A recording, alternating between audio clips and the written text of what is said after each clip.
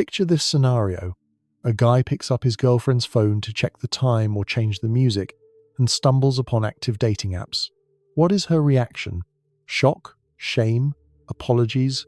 No. She looks him straight in the eye and says, "You shouldn't have been looking there. You violated my boundaries." Or here is another scenario.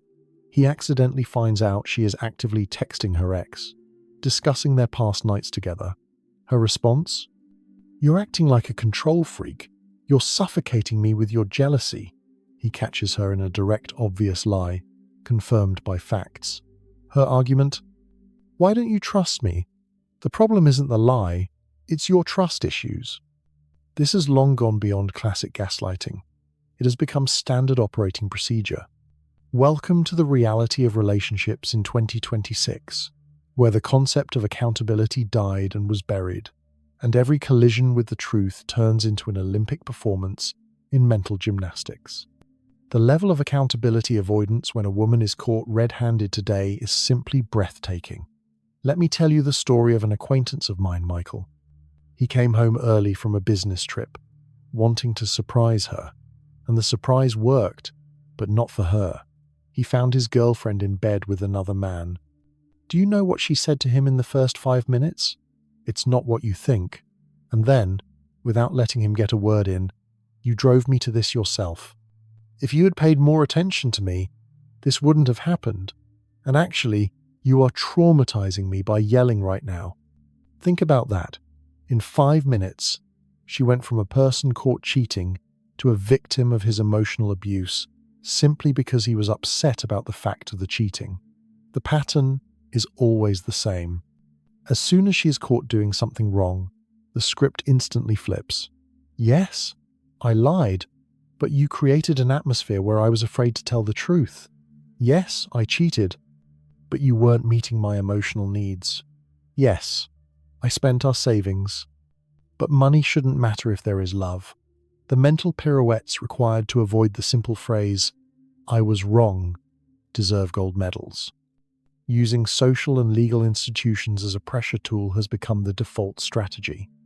The moment a conflict arises in the relationship, threats of restraining orders, custody battles, even if it's about the dog, and false accusations suddenly appear on the table.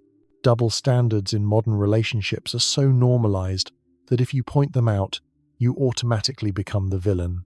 She is allowed to have as many male friends as she wants, go for coffee with them, and text late at night they are just friends. But if you have a female friend or a female colleague with whom you simply chat, it is suspicious, it is disrespect, it is emotional cheating. She has every right to keep her phone password locked and never let it out of her hands. Even in the shower, that is her personal space. But your desire for privacy is immediately interpreted as secrecy and having something to hide. She can openly comment on the attractiveness of actors or random passers-by, but if your gaze lingers on another woman for longer than a second, you are showing disrespect. The rules apply to you, but never to her. I knew a couple, Brian and Jessica. Jessica had Tinder installed just to see who's out there and boost self-esteem, as she claimed.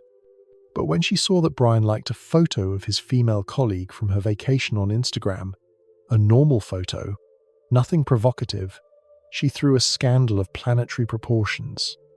In her mind, her active dating profile was harmless fun, but his double tap on a screen was betrayal. The cognitive dissonance was so strong that she genuinely, without a drop of irony, saw no hypocrisy there.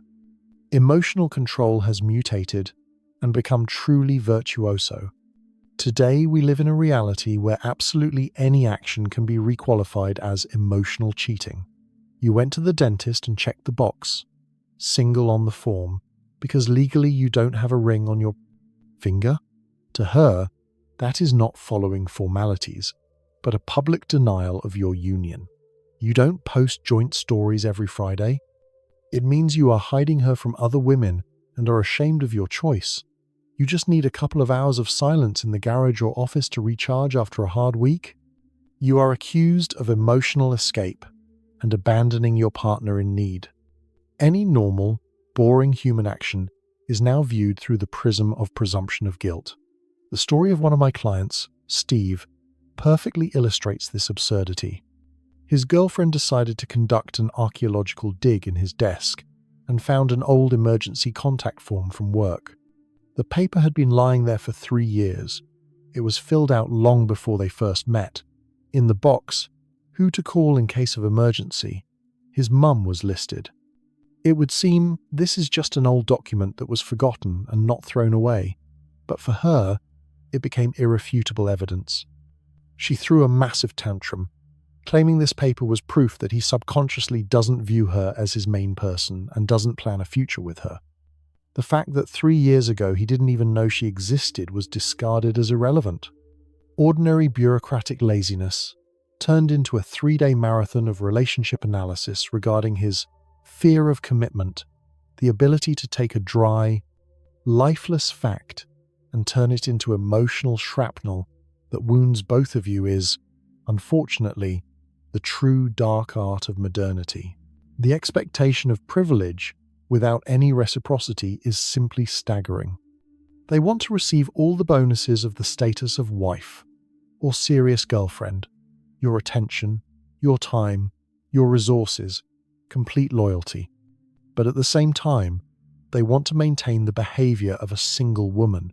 They expect ironclad commitments from you, but keep their own options open. They demand complete transparency from you regarding where you are and who you are with, but they themselves are shrouded in a fog of mystery.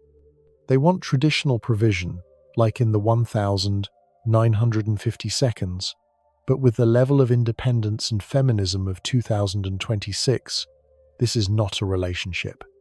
It is a menu in a restaurant where they choose only the dishes they like and refuse to pay for the rest. The performance of the victim role when they are caught red-handed deserves an Oscar.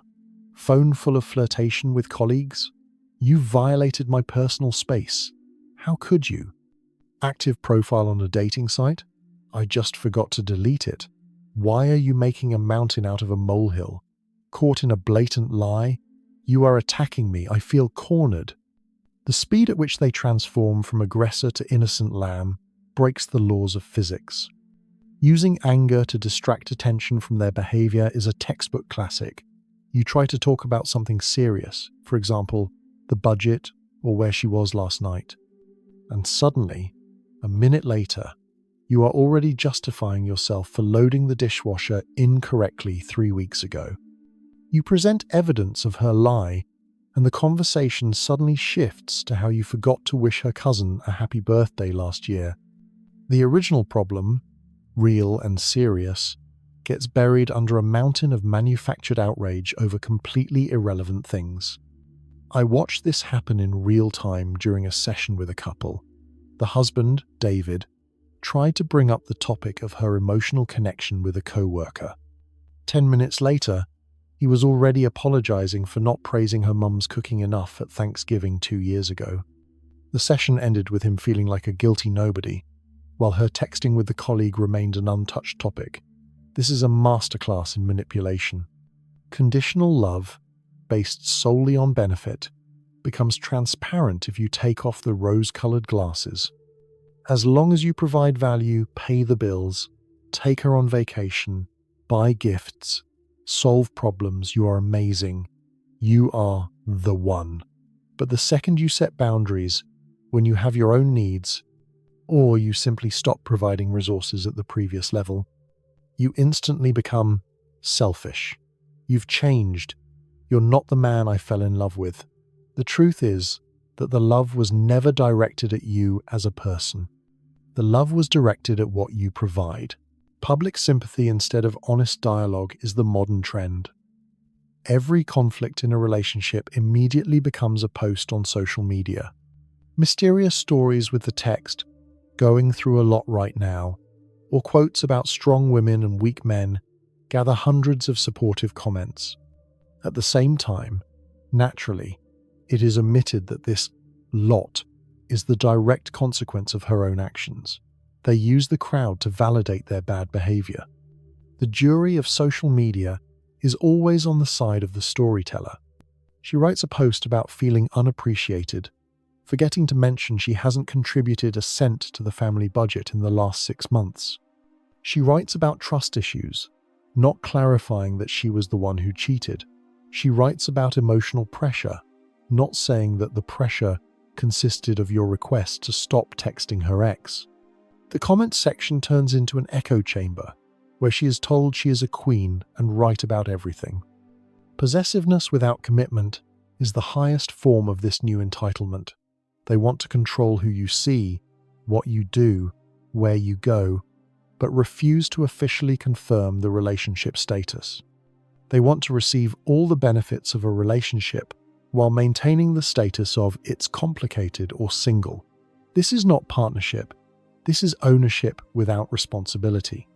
An acquaintance of mine, Kevin, was dating a girl who flatly refused to call them a couple officially, but when she saw him talking to another girl at a coffee shop, she had a meltdown. She wanted the right to date others while maintaining exclusive access to him. When he pointed out this contradiction, she accused him of not understanding modern relationships.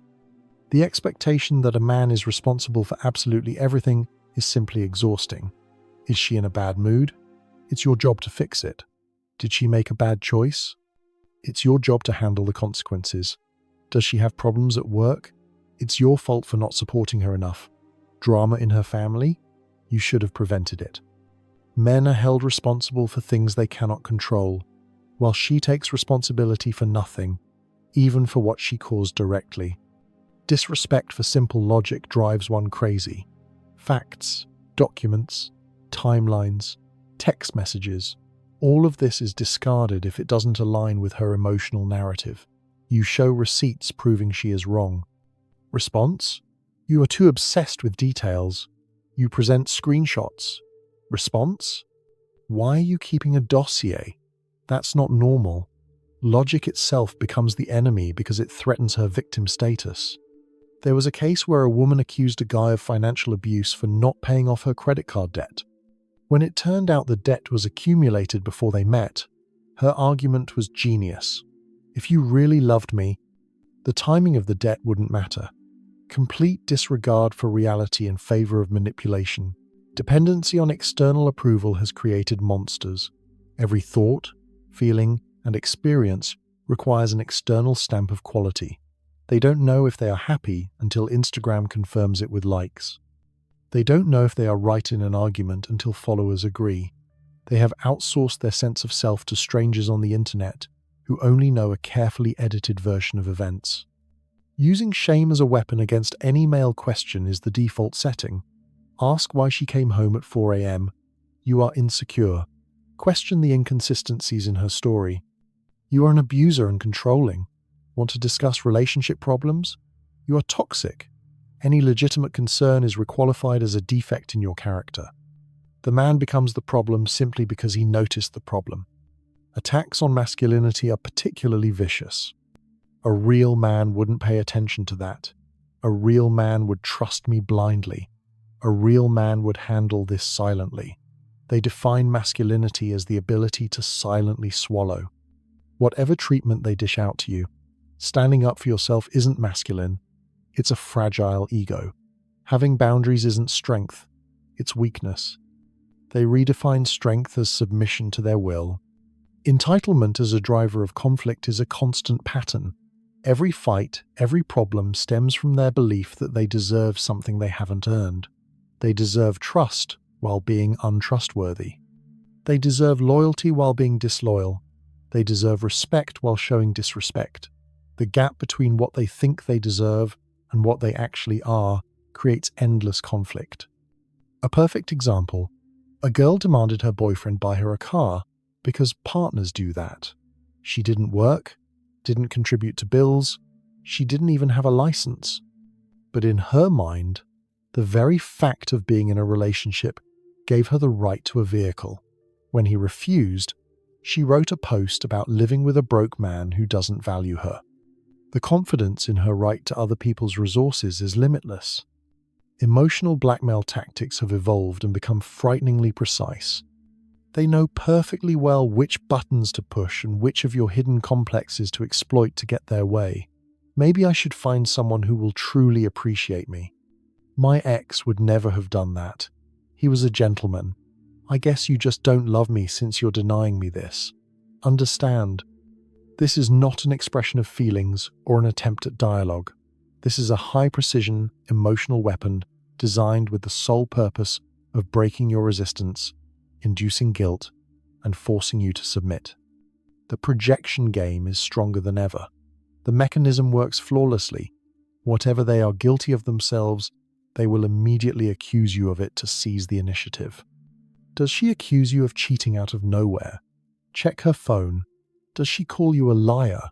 Most likely, she is lying to you right now, looking you in the eye. Does she say you are obsessed with control? Look around and see how harshly she restricts your freedom. It works so consistently that it becomes boringly predictable. If a sudden, baseless accusation flies at you out of nowhere, take it as a sincere confession of her own sin. Financial entitlement has gone out of control. They expect access to your money while keeping theirs untouchable. Your paycheck is our money, but her paycheck is her money. You should pay for dates because that's what men do, but at the same time, you are equal partners. The mathematical gymnastics required to make sense of this would break any calculator. The effort imbalance is simply huge. You are expected to plan dates, buy gifts, remember dates, be romantic, stay in shape, build a career, be emotionally available and interesting. And what does she have to do? Just exist. Maybe post a photo of what you did for her to get likes. They believe they are entitled to maximum effort from your side while providing the absolute minimum from theirs. The testing never ends. Constant little checks. What can she get away with? Cross a boundary, see if you tolerate it. Tell a small lie, see if you notice. Every successful test leads to bigger violations. They are constantly probing your armor, looking for weaknesses to understand how much they can take without giving anything back. The modern woman excuse covers all sins. Can't cook? I'm not a 1,950 seconds housewife. Doesn't want to contribute financially? I'm a traditional woman. Wants to party like a single girl but be treated like a wife? It's 2026. Don't be a dinosaur.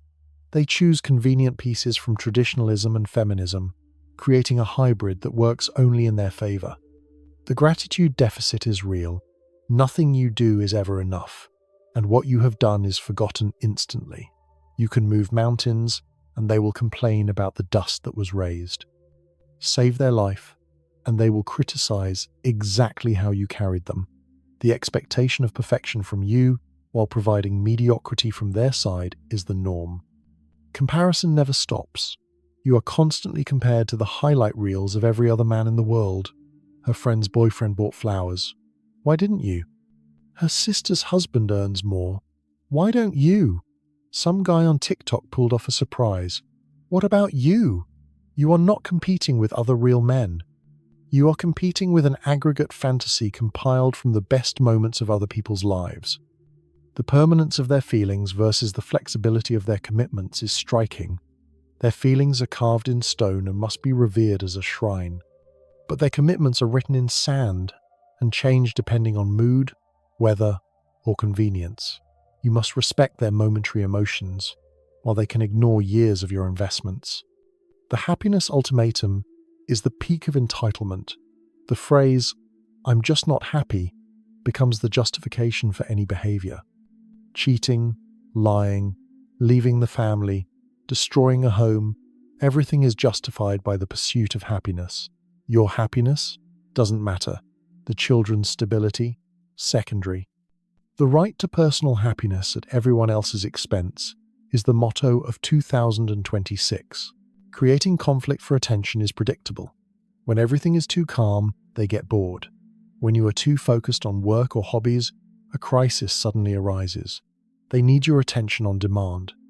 And if it's not there, they will start a fire so you have to come and put it out. Expectation of redemption without repentance. They want forgiveness without apologizing. They want trust without being reliable. They want to start with a clean slate without changing their behavior. The phrase, "That's in the past" becomes a magic spell that is supposed to erase all consequences of their actions, even if that past was last night. Selective feminism would be funny if it weren't so destructive. Strong and independent when it's beneficial. Traditional and fragile when someone needs to pay for her or solve a problem. The ideology changes like gloves depending on what gives an advantage right now. The threat of the biological clock and motherhood, even if there are no children, "I am giving you my best years," becomes a lever of pressure. "You are wasting my time" is a manipulation designed to force commitments out of you right here and now, even if you are not ready. Therapy as a suppression tool is the newest trend. They visit a psychologist not to figure themselves out, but to return home with a set of professional diagnoses for you. Now you are a narcissist, simply because you have personal boundaries. You are emotionally unavailable because you refuse to tolerate tantrums. You trigger their trauma when you expect elementary respect. The specialist's office turns not into a place of healing, but into a factory of arguments for domestic conflicts. The solution is actually simple, but it requires courage. Stop swallowing this. Stop rewarding this. Stop funding this. The second you see a demand for privileges without any return, walk away. The moment responsibility is shifted onto you, walk away. The moment social institutions are used as a pressure tool, protect your interests and walk away. Men, understand correctly. This is not about all women, but the percentage of such cases is large enough that you are obligated to remain vigilant. The patterns are obvious. The behavior is predictable. And this new form of entitlement is absolutely real. Protect your peace. Hold your frame. And never apologize for wanting to see reciprocal steps and adult responsibility. If this breakdown resonated with you and you want to understand the real mechanics of relationships without rose-colored glasses, make sure to subscribe to the Psycharia channel. Here we speak the truth that others are afraid to voice. I want to hear from you guys. What have you personally encountered? Exactly how did your exes avoid accountability? How was the system turned against you? Share your stories in the comments.